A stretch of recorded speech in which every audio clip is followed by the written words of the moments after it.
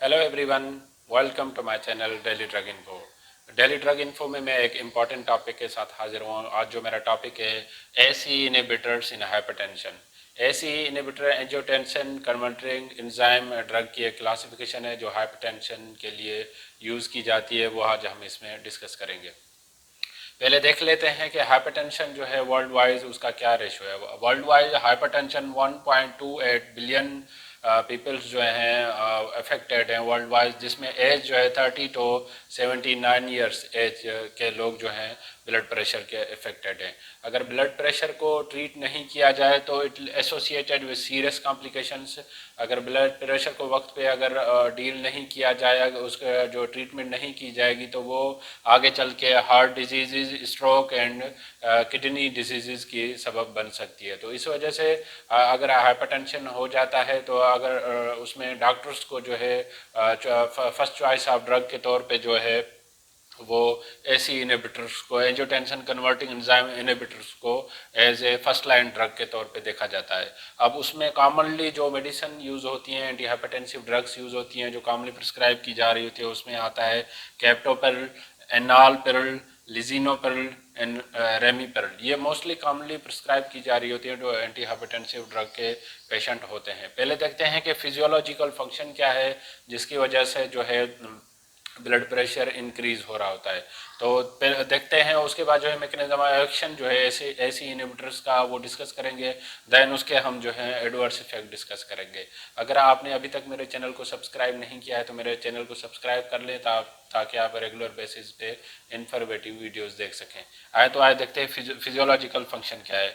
Physiological AC inhibitor जैसे कि angiotensin converting enzyme को इनहिबिट करता है। फिजियोलॉजिकल फंक्शन क्या है? एंजियोटेंसिन जो है कन्वर्ट होके एंजियोटेंसिन 1 टू कन्वर्ट होके देन वो कन्वर्ट हो जाता है एंजियोटेंसिन 2। एंजियोटेंसिन 2 क्या काज करवाता है? एंजियोटेंसिन 2 जो है वेजो कंस्ट्रक्शन काज करवाता है, जिसकी वजह से वेजल्स पे प्रेशर बढ़ता है, जिसकी वजह से ब्लड प्रेशर जो है रेज हो जाता है।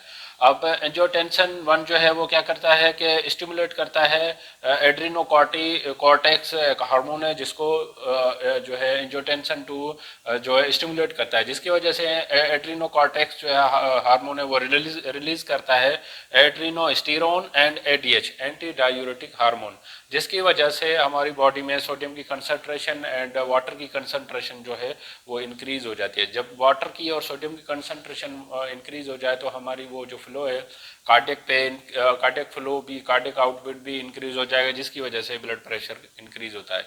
ये तो हो गया इसका जो है फिजियोलॉजिकल फंक्शन। अब देखते हैं कि एसी इनहिबिटर जो ड्रग्स हैं वो इन पे कैसे इफेक्ट करती हैं। ऐसी इनहिबिटर एंजियोटेंसिन कन्वर्टिंग एंजाइम जैसे एंजियोटेंसिन जो है ब्लड को रेगुलेट करने के लिए एक अहम जो है एंजाइम है, वो जैसे ही कन्वर्ट होता है एंजियोटेंसिन 1 में, तो ऐसी इनहिबिटर क्या करती हैं, उसको इनहिबिट कर देती हैं, तो ब्लॉक कर देती हैं, ब्लॉक में इनहिबिट कर देती हैं एंजियोटेंसिन 2 को प्रोड्यूस ना हो जाए। जैसे ही एंजियोटेंसिन 1 होता है तो उसका क्या काम होता है, उसमें जो है जो एसी इनहिबिटर जैसे ही ड्रग हम प्रिस्क्राइब कर रहे होते हैं ब्लड प्रेशर के पेशेंट को, हाइपरटेंशन के पेशेंट को, तो वो उसकी वेजो डायलेशन कॉज करवाती है, क्योंकि एंजियोटेंसिन 2 वेजो कंस्ट्रक्शन करवाती है, जिसकी वजह से इनहिबिट कर देती है ये ड्रग, तो वो वेजो डायलेशन काज करवाएगी, जिसकी वजह से स्मूथ वेन से जो है ब्लड फ्लो जो है वो पास हो जाएगा, जिसकी वजह से ब्लड प्रेशर मेंटेन रहेगा या डिक्रीज हो जाएगा।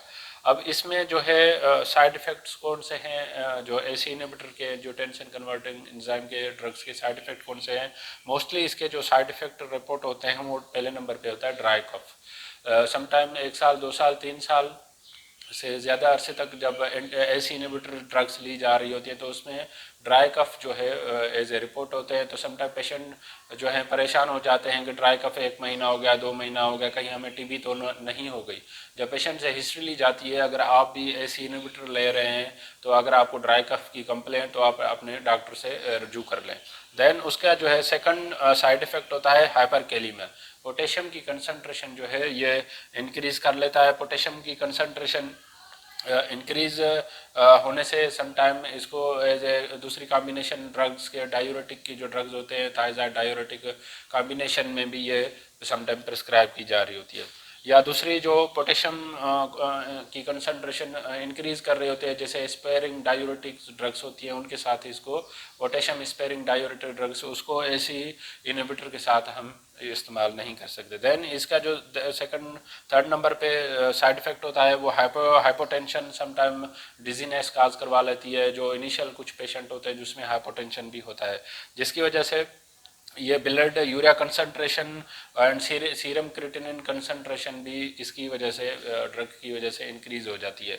तो इसमें इलेक्ट्रोलाइट ब्लड यूरिया लेवल और सीरम जो है जो कि जो लेवल है सीरम क्रिएटिनिन की जो लेवल है वो वक्तन ब वक्तन आप लैब रिपोर्ट्स करवाया करें, जिसके वजह से आपकी जो है वो कंफर्म हो सके कि आपकी जो है किडनी कितना काम कर रही है, सही तरीके से काम कर रही है। इस टॉपिक से रिलेटेड अगर आपको कोई भी सवाल है तो आप मुझे कमेंट कर सकते हैं, मैं आपके कमेंट का जवाब दूंगा। अगर आपको मेरी वीडियो पसंद आई है तो आप इसको लाइक करें, सब्सक्राइब करें, दूसरों तक शेयर करें ताकि ये अवेयरनेस सब तक पहुंच सके। Thank you for watching daily drug.